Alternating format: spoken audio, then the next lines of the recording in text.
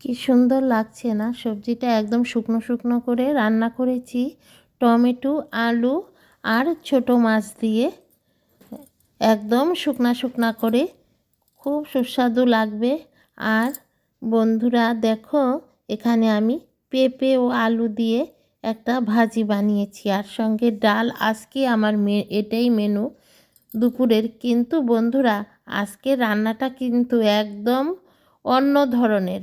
এরকম রান্নার আমি কোনো দিন রান্না করিনি, বুঝলে বন্ধুরা।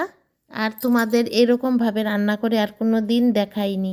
তাই সবাই আজকের ভিডিওটা একটুকু স্কিপ করবে না, একদম প্রথম থেকে শেষ পর্যন্ত আজকের ভিডিওটা তোমরা সবাই দেখবে। তোমাদের অনেক ভালো লাগবে এবং আশা করি। আর আজকের ভিডিওটা আমি করেছি কোথা থেকে জানো বন্ধুরা? আমি ভারতের আসাম থেকে, আমি জয়া। দেখতে থাকো দৈনন্দিন জীবন চ্যানেলের পক্ষ থেকে আমি আমার সমস্ত দর্শক বন্ধুদের জানাচ্ছি অনেক অনেক ভালোবাসার শুভেচ্ছা। দেখো বন্ধুরা, তোমাদের বললাম যে অন্য ধরনের কোনো দিন কি দেখেছো আমি এভাবে রান্না করতে? এভাবে রান্না করতে কি দেখেছো তোমরা? আজ দেখো আরও অনেক কিছু দেখবে। এই দেখো আমার গাছের টমেটো বন্ধুরা, বুঝলে? আমি যে মাছ রান্না করব আমার গাছের টমেটো দিয়ে। তোমরাও কি এরকম আমার মতো রান্না করো বলো?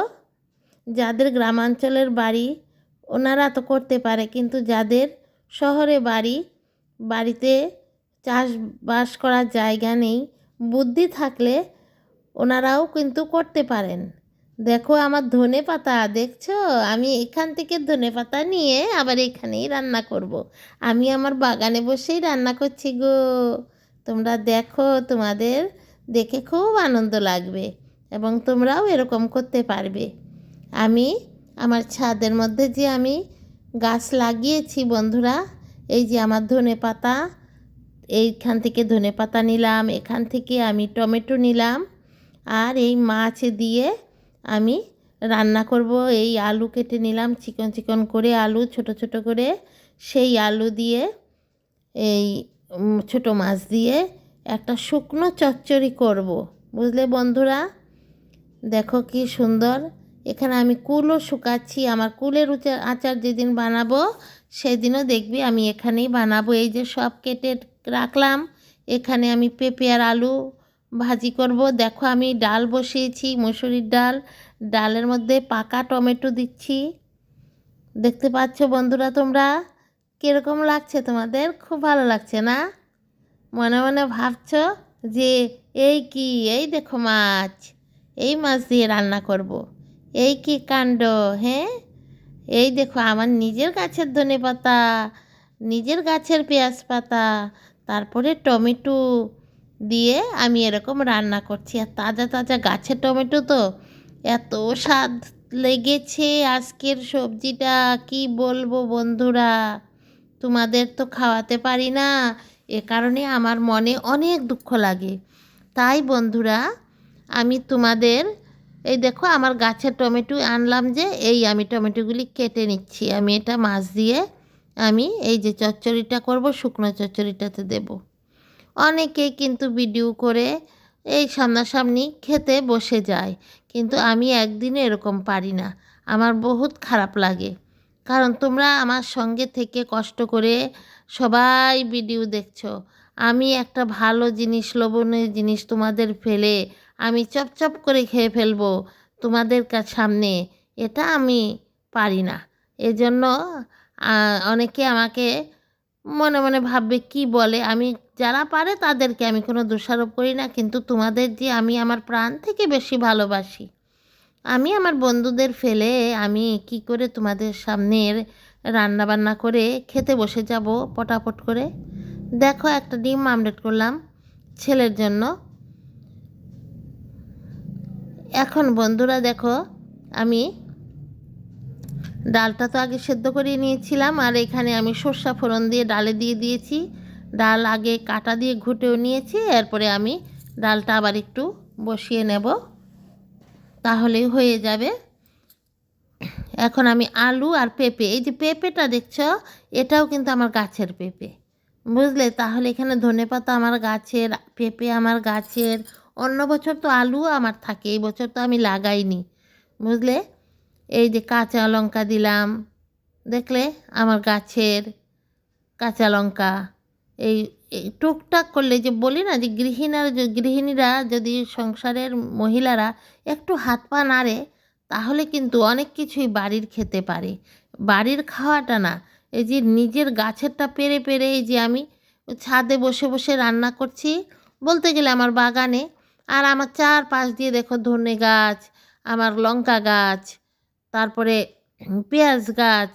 আমি ওখান থেকে টমেটো, এখান থেকে পেরে পেরেই আমি এনে এখানে কেটে রান্না করছি।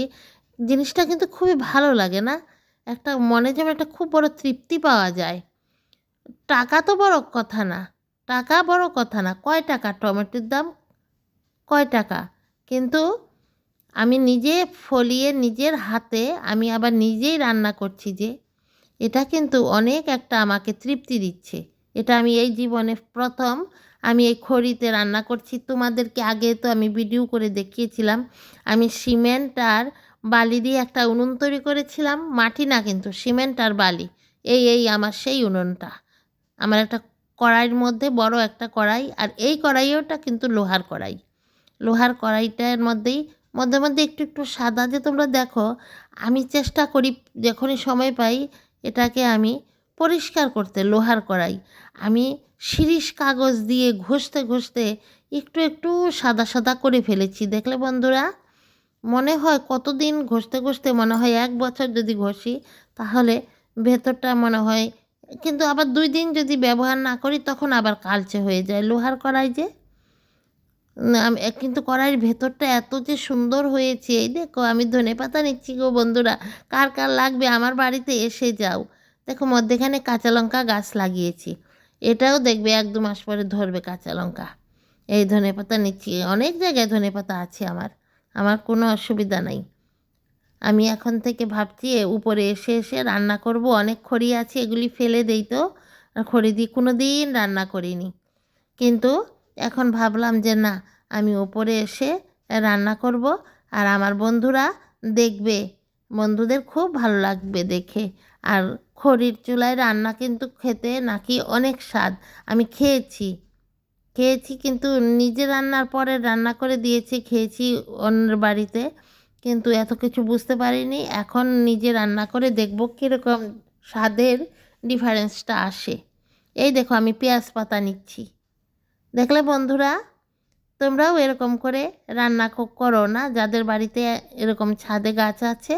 এখন কিন্তু যে চাষের জন্য আমাদের আর মাটির প্রয়োজন হয় না, যদি বুদ্ধি থাকে তাহলে বাড়ি বানাতে সময় ছাদেই এরকম অনেক বড় বড় বাগান বানানো যায়, যাতে সারা বছর কৃষিকাজ করা যায়, সংসারেরও সাশ্রয় হয়, পরিবেশটাও ভালো থাকে, দূষণমুক্ত থাকে, যত বেশি উদ্ভিদ থাকবে, এবং একদম স্বচ্ছ কোনো বিষমুক্ত সবজি খেতে পারবে।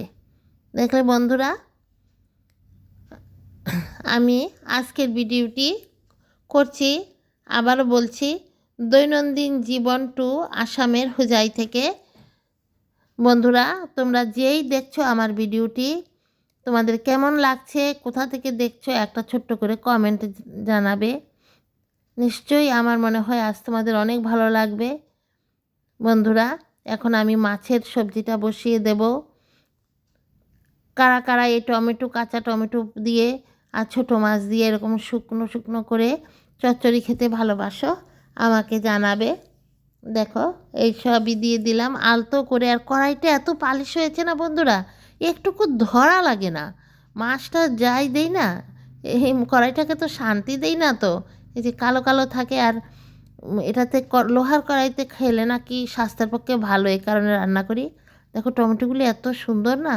আর বন্ধুরা, আমি তো ভয়েসটা পরে দিয়েছি, কারণ আগে ভয়েস যদি দিতে যাই, এই রাস্তার সঙ্গে তো একদম গাড়ি ঘোড়া চিৎকার, কলেজের চিৎকার, সব কিছুতে অশান্তি লাগবে, তাই আমি পরেই ভয়েসটা দিলাম। বন্ধুরা, এত সুস্বাদু হয়েছে বন্ধুরা সবজিটা, কি বলবো, ডালের সঙ্গে খেয়েছি তো, আর সঙ্গে ওই যে আলু আর পেঁপে ভাজি, এটা এত সুস্বাদু হয়েছে, তোমাদের তো খাওয়াতে পারলাম না, তোমরা এরকম করে রান্না করে খাবে। আমি কিন্তু খেয়েছি ঘরেই, আমি নিচে নিয়ে এসেছি রান্নার পরে। তাই বন্ধুরা, কেমন লাগলো গো আজকে আমার ভিডিওটি? আমাকে যদি জানাবে, তোমরা অবশ্যই জানাবে। আর সব সময় আমার চ্যানেলের ভিডিওগুলি দেখবে, যারা সব সময় আমার ভিডিও দেখো, অনেক বন্ধুরা আছে, এ সমস্ত বন্ধুদের আমার অসংখ্য অসংখ্য ভালোবাসা। যারা আজকে প্রথম দেখেছো, নিশ্চয়ই এতক্ষণে আমার চ্যানেলটার ভিডিওটা ভালো লেগে গেছে তোমাদের।